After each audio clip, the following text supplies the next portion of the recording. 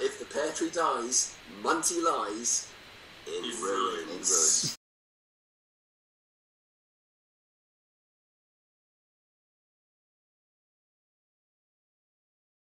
All right, so I'm Will Ing, the most stupidly named of the three. Yeah. And I'm Paul Powell, and I am the most Essex of the three.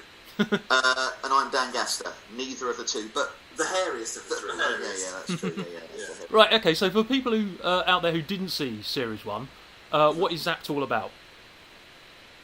Okay, well, Zapped is about an office temp who's a bit of a loser, who accidentally finds himself wearing an amulet which transports him to a parallel world, a parallel universe, where suddenly he realises he is someone, so he can reinvent himself. So it's about the adventures of a man who bullshits his way through an alternative universe in an attempt to get home. And he's surrounded by idiots, and despite his intentions to get home, it becomes increasingly apparent that that's not going to happen, and his attempts are thwarted, and he ends up having to stay for an extended period of time in this mad world. So by dint of ending up in a world full of bigger idiots than our world, he becomes a slightly bigger fish in a very small kind of fantasy kind of pond, I guess. Yeah. So it's just his adventures, half wanting to get back and half kind of starting to go, actually, I'm almost cool and interesting here, almost.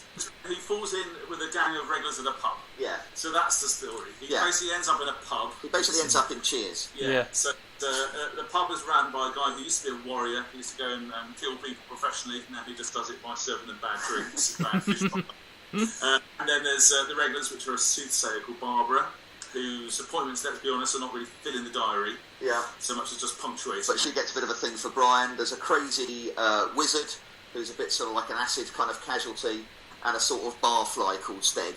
So what he is he's half and half. So his dad was a dwarf, and his mum was a giant, and as a result, he looks perfectly normal, but has a chip on his shoulder about his kind of roots. Two chips, yeah. A big chip and a small chip.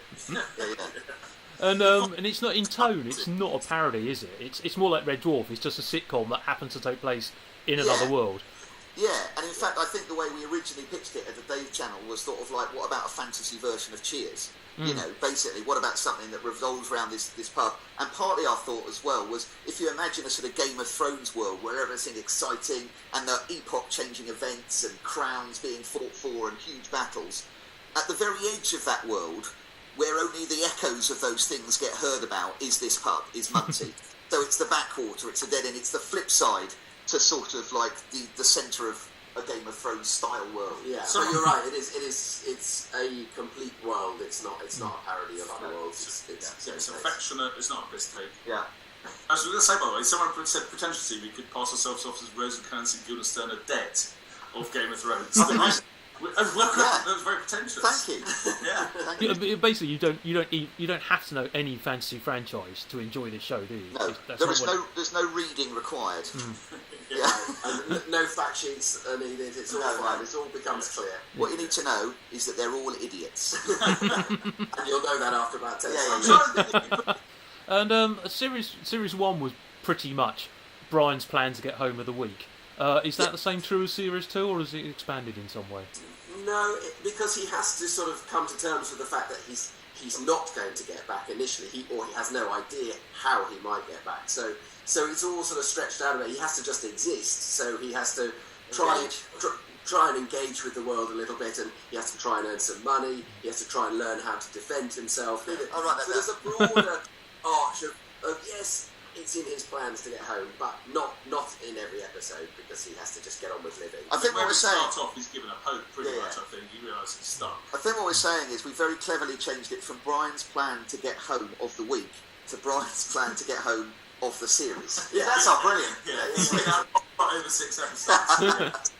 So, without giving away any major spoilers, we can quickly. And also, without going off on too many tangents, quickly go through the 6 episodes and sort of say what's cool about each one. So, the first one's called The Trial. What's that? Okay, so the trial sort of picks up in a way after the end of episode 3, where in the first series, where Brian kicks a snail thinking it's a football, and it turns out to be a sort of snail person inside it. And basically, what's implied in between the end of the last series and the beginning is there's been a kerfuffle with snail men, and Brian's been locked up for causing a disturbance. So this episode is basically him trying to get himself let off at a trial. Yes. Unfortunately, he ends up being represented at the trial by Steg, and things go very, very badly. That's probably episode 1. Yes, brilliant. And Barbara gets a new job. She decides she's going to give up soothsaying. She says it's not for her, and so she takes the classic, cliched almost step and becomes a blacksmith. Yes. So we'll see how that pans out. With Ben Compton, actually, from Game of Thrones, being a pervy blacksmith who's very, very funny. Yeah, it's popping up as a prisoner. Oh yeah, Rufus Hound, also very good. Yeah, and we have Nina Wadger as the judge. So episode 2, very briefly, is under the guise of teaching Brian magic. He decides that he wants to. If he learns magic, he'll be able to protect himself better in this world. So Howell basically stitches him up, and they do a body swap spell, which Howell has mainly done because someone's going to come and beat up Howell. So he thinks, brilliant, he can beat up James instead. So that they Brian instead. So they end up swapping bodies. So there's a lot of fun with the two of them basically playing versions of each other, but with their original voices lip-synced back over the top. Does that make it clear? It was very, very complicated to make, but easier to watch. Yeah. So you've actually managed to make body swap episodes more complicated. Right? Yeah. Right. And there's also a really nice second plot in that episode where Steg inadvertently becomes the father of a tiny lizard baby. In some surprisingly touchy scenes. And there's a very tense game of darts. Oh yeah. As well. It becomes the big craze in the pub. Who's playing the darts? Well, Herman has introduced a dartboard. Bringing the punters. Because Brian has told him about it, so he decides, that'd be great for business. But unfortunately, the first people that come in and start playing darts are the fairies, not the ideal customers. So. That escalates, yeah. And then, so there's a big game of darts for the pub in the end, but we won't say how that resolves. Episode 3, it's very brief. Fairy pub. Episode 3 is basically Brian being sick of being in the pub all the time and deciding what he really needs is new, cooler friends. So he falls in with a gang that hang out in this much cooler bar down by the docks. They seem really to like him. They're all beautiful people. He loves it, but they have a sort of strange, sinister secret. And anyway, even aside from trying to get away from all the regulars of the Jug and the other Jug, they all end up in the new bar anyway. Yes. So, and then they are all in terrible danger for various reasons. Yeah. Yes. And then episode 4, the highlight. Pear Fair is, of course, this is the highlight of the Munty calendar, which is the annual Pear Fair, which is all manner of pear-related celebrations. It's basically Christmas meets Harvest Festival meets some pears. Yes. That's right. And Brian and Steg end up having to guard the sacred albino pear tree of Munty. Yes. And remember the rhyme? If the pear tree dies, Munty lies in ruins. Yeah.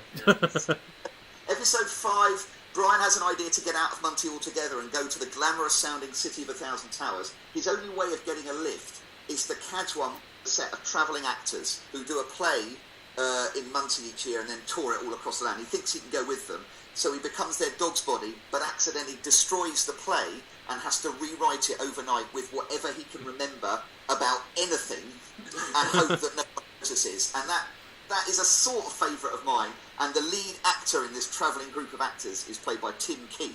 And the scenes between James Buckley and Tim Key are some of the favourite scenes we've ever done. Yes, they're just great. And meanwhile, Barbara falls in with a fairy who's damaged his wing. Yeah, she has a sort of... The kind of, it's the lion with a thorn type story comes into play. Okay. Yeah. And then episode 6, Brian finally realises there is a chance for him to get home.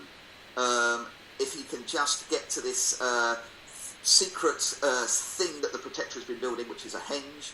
To do that, he has to persuade Howell to give up booze, so he's sober enough. Howell has been caning it. So there's kind of a thing where he forces Howell to give up booze with some very unexpected consequences. Yeah. Exactly. Yeah, absolutely. All building to an apocalyptic, fantastical, huge to medium budget finale. Series 3.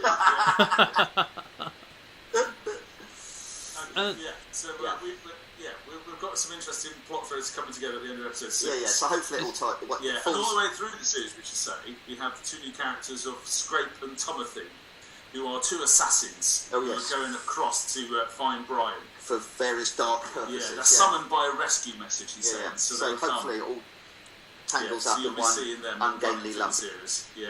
Interesting. Who knows? Oh yeah, are there any guest stars that you want to mention? Any other guest stars? You mentioned the Game of Thrones people that you got coming. Yeah, so Ben Crompton in 1 is great. Nina Wadia and Rufus Hound all in episode 1. There's a very funny double act of the pair guards who have previously been fired, played by Javon Prince and Simon Day, who are very, very good. Tim Keyes we mentioned in 5. Phil Daniels is in 4. Yes, also very, very good. Yeah. And who else we got in there? Who are other... No, there's lots of other... Oh, we've got Susan Wokoma. Oh, yeah, brilliant. Susan in Porters, and she's brilliant. Excellent. So she's, I'm trying to remember Porter's Crazy Head, she was in Crazy Head. Yeah, she's episode 3. She's very, very funny. Yeah. Very, very good. Yeah. And plus we've got our usual crowd of fairies. We've got Tony Way and Ricky Grover and Gus Kahn. Richard Stanley. Sally Phillips is back as the sort of the town's #1 criminal. Sasha Morgan. She's back for 2 episodes. Yeah. Yeah. And we also have the great Sylvester McCoy. Oh, yeah, of course. Yeah, so he turns up in episodes 5, and if I'm not giving too much away, back in episode 6. Yes. Virgin with spoilers. Absolute joy. Yeah, so that was great. Yeah. Yeah. So we had a lot of fun with him. And finally, what fancy land or location would you like to take your next holiday in? Oh, well, I'm very much staying at home in Munty. Fair enough. It's a staycation. Do you like the beer? I think I'm going somewhere with a little bit of sun, like maybe... Where's hot from Game of Thrones? Dawn? Is Dawn hot? Dawnish wine? Supposed to be, yeah. I think I'm going to go east from Westeros and maybe get some rays and maybe kick back in Dawn. I think that would be my. Can I go to Hoth, please? Just somewhere where I'm not going to get bothered by stag nights and hen nights and people getting into the pool at 10 o'clock to put down their towels. It's cold though. It's really cold. Yeah, good. There'll be no one around. Wow, that's antisocial. We're very happy with that. Plus, I wouldn't have to worry about do I take shorts or do I take jeans. Yeah, just cold. I just take dead horn. I'll take the shorts. And dead horn tall. I'll just wear that. Yeah.